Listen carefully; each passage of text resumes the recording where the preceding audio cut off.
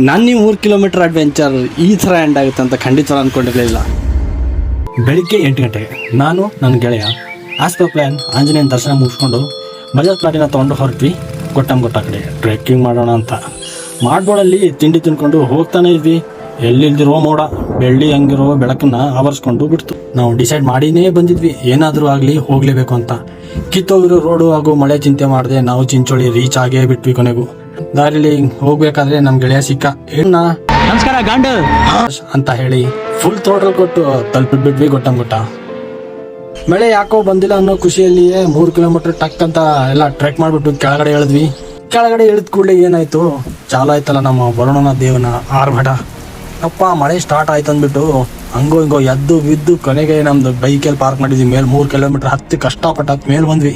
ಮಳೆ ಹಿಂಗ್ ಹೊಡಿತಾ ಇತ್ತು ಅಂದ್ರೆ ಯಾವ ರೇಂಜ್ ಹೊಡಿತಾ ಇತ್ತು ಅಂದ್ರೆ ಹೇಳಕ್ಕಾಗಲ್ಲ. ಅದು ಹಂಗೋ ಹಿಂಗೋ ರೋಡ್ ಕಾಣಿದ್ರು ಪರವಾಗಿಲ್ಲ, ಮುಂದೆಲ್ಲ ಮಂಜಿದ್ರು ಪರವಾಗಿಲ್ಲ, ಗುಲ್ಬರ್ಗ ತಲುಪೇ ಬಿಟ್ವಿ. ಈ ಥರ ನಮ್ಮ 3 ಕಿಲೋಮೀಟರ್ ಟ್ರೆಕ್ಕಿಂಗ್ ಮಾಡೋ ಆಸೆ ಮಳೆ ವರುಣ ದೇವರಾಯನ ಕೃಪೆಯಿಂದ ಫುಲ್ಲೇನೆ ಅಡ್ವೆಂಚರ್ ಆಗ್ಬಿಡ್ತು.